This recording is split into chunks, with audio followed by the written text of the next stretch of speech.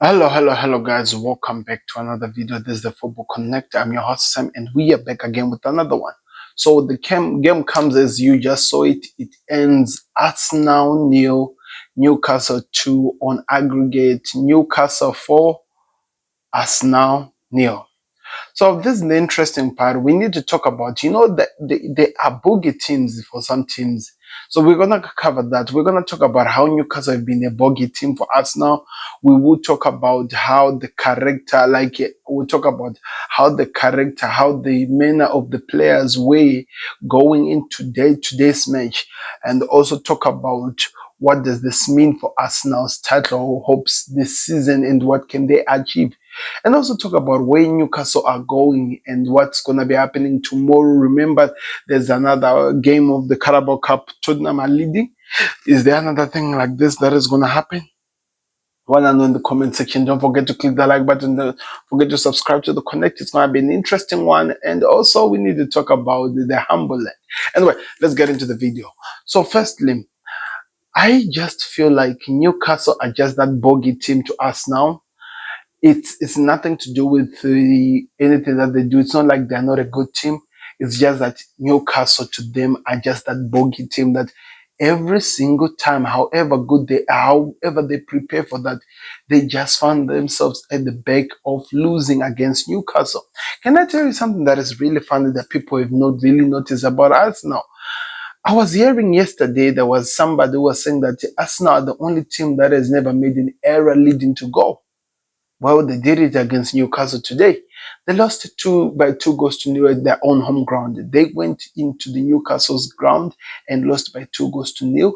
And also, they also lost by 1 goal to 0 in the league. So we are talking about 3 games which have been played by the same team, and you've all lost all of those games. It's not like Newcastle have been playing well. Go look at how their last games were like in the Premier League. They were losing. I think they lost 2 games in the road. Last team to beat them was Fulham. And yet, Arsenal still lose to them. So like I'm saying, there are those teams that are just bogey teams to any team. There is a team that even if you give your all, you try to do your best, you still find yourself at the losing end every single time you play against those teams. So what's happening? So let's talk about this now, because Arsenal are out of the Carabao Cup. Remember, these guys just a few days ago, today's Wednesday, Sunday, it was like the earth had opened up and Arsenal were on top of everything. The celebrations and everything. They were even questioned that maybe they are over celebrating. And so I don't really buy so much into what the mainstream media say, but do you think maybe they overdid it, celebration after the beating City, and now it has come back to bite them at the end of the day? Because I can also give you a reminder of something similar that once happened. You remember when Liverpool beat Manchester United by 7 goals to 0 at Anfield? The next game we played against Bournemouth, we lost by 1 goal to 0. And we might not have accepted it because it was one of our terrible seasons. Maybe we over celebrated after winning that 7-0. We forgot about who we are, and sometimes when you do that, you lose focus. You think that the next game is gonna be easy because you are playing with a team that is a bit lower than the ones you have actually beaten, and it always comes back to bite in the ass. Because what Arsenal did against City, no matter whatever was gonna happen, it was amazing. They deserve what they achieved. They deserve what they did. They played so well and they caused chaos. They found that they played with a team that has a good defense, and they just a bit mid because they were missing some players in the midfield with the players who were there. Then a strike force which is lethal. Isak scored a goal which was offside, assisted the first goal which was scored by Arsenal, and William Saliba and Gabriel could not copy with Isak and Anthony Gordon. Whenever they think that they got them there, Murphy is free and they're still giving the balls. The midfielders, they took advantages of the spaces which were being left. This was a masterclass by Eddie Howe. Whatever you're going to say or however you're going to look at it, you also have to remember how good he played and how he literally humbled us now a few days after they just humbled the big team or they played the current Premier League holders of the Premier League. It's how crazy how the game can just shift from one stage to another. And that's exactly, I think, what we just saw in this game. This game is just shifted from one else to another. But the problem that I have, and I think we need to talk about this. Arsenal, what do they need? Because, like I'm saying, this is a bogey team. For the first time, I'm not going to say that Kai Havertz missed chances, but I'm actually going to tell you that I did not even remember seeing Arsenal creating. What they did to City, putting them under pressure and forcing them to make errors, that's exactly what Newcastle were doing to them. So it's like literally the game plan that they used against City was the same game plan which they were fed today, and yet they were not ready to defend for it. They were panicked by not being able to prepare. It's crazy. And the worst part of the player who destroyed them is the player that they've been trying by means to get in Isaac. So it's crazy how this team is very full of surprises. I know. Let me tell you some of the excuses which are going to be used by us now. They're going to talk about how the transfer window was terrible. I'm not agreeing with what you're saying. I'm not disagreeing with what you're saying. But what I'm saying is this. If the owners did not do anything, then I think it's time for you to move on. Then you put pressure on them when the situation is done. Because remember, you still have a Premier League that you need to win, as well as after the Premier League you need to win. You also need to focus on everything that is coming ahead of you. And right now, this is literally 2 steps back because you're out of the FA Cup. Now you're out of the Carabao Cup. What does this mean? You go to Dubai maybe tomorrow or something. You go prepare you for the Champions League and the Premier League. Looking at how Arsenal are performing, two, I might not know how many, but the 2 strikers for Arsenal, I'm sure they left with some needles. One actually went out in Martinelli with the hamstring, and the other one who went out later and Trossard, he was still in the game, but you could see that he was no longer 100% fit like the Trossard we're used to. So those are players that are injured, yet you allowed the window to close it. So I'm going to allow that to play around. We need to talk about exactly what is the ambition of what Arsenal are trying to achieve, because you can't tell me a manager who has been here for this long, spending the amount of money he spent, he's still here yet. He's still stuck here. What exactly is he doing? What is the next stage? Or maybe their best achievement is to keep finishing second because they've been doing it. They can just continue. No problem. So that's all the things that you are going to look at it when it comes to us now.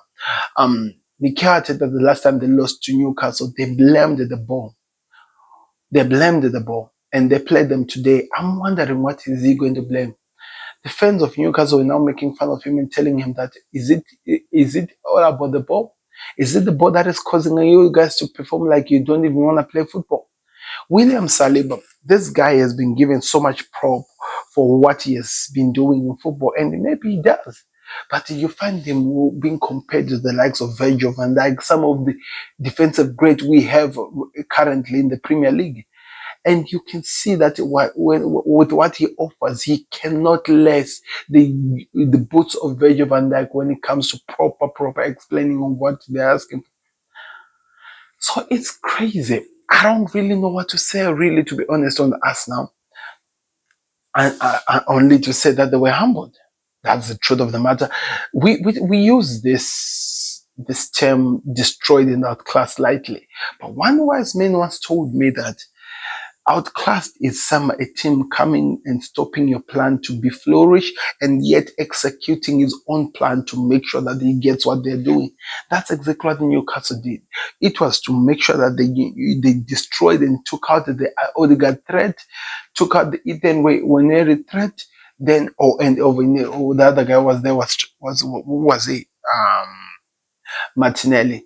They took out those threats, then they started hitting Arsenal on the counter. Because the problem with Arsenal, they were coming in this game 2 goals behind Newcastle. And you have to remember, Newcastle are at their own home ground. They just needed that 1 goal. And when they got the 1 goal, they knew, even though they still had so much to play for, they knew that they are not coming back from this. Even if they score an early goal, they are not coming back from this. And that's what happened. Eddie Howe played his plans into fruition. He made sure that he was all over the faces. Remember, we talked about the mind games which were used against the City in the game against Arsenal versus Man City. Those same mind games that Arsenal were using on City, they were used upon them by Newcastle. This is a Newcastle team that has been lacking in confidence over how they've performed and what has happened. And yet you see things like this happening. It's crazy. I just wonder, what do they need to do? Because I'm looking at the stats here. Arsenal had 3 shots on target, as well as Newcastle. Shots at goal, they had more, yet they could not do anything. And pass, they had more. Every single metric is speaking them for them, but yet they left that ground without scoring a goal. And like I'm telling you, how many games have they played now and they haven't scored against Newcastle? That's a problem. So I'm curious to hear your thoughts in the comment section. What did you think of the performance from Isaac, Anthony Gordon, with what the likes of Bruno Guimaraes were doing in the midfield to make sure that they make this game very, very difficult for the Arsenal? Because at the end of the day, it gave them the 3 points that they needed. It gave them the qualification to go to Wembley. And now they wait for who's coming out between Tottenham Hotspur and Liverpool to see who they face in the final of the Carabao Cup. Liverpool are still trying by means to defend this title because they won it last season. What is going to happen this season? That's my question. Don't forget to like the video. Don't forget to subscribe to the Connect. I just don't know what to say about us, not to be honest. I just don't know. But I'll be here for more people as Liverpool are playing tomorrow. Let me remind you, the game is going to be played at Anfield. Tottenham are going into the game with an advantage. One game, they won the last game. So if they just get a draw, or maybe, or not even try to do anything, just get a draw and allow themselves to do something. That's what Tottenham can do. But Liverpool, on the other hand, they need to win. They need to find their mojo. So it's going to be crazy to see how the situation plays out. But don't forget to like the video. Don't forget to subscribe to Connect. And let me know what your thoughts were watching those games. I'm out. I'm Sam. I'll see you on another one. Arsenal got humbled just a few days after humbling Man City. Peace. Subscribe to the Connect.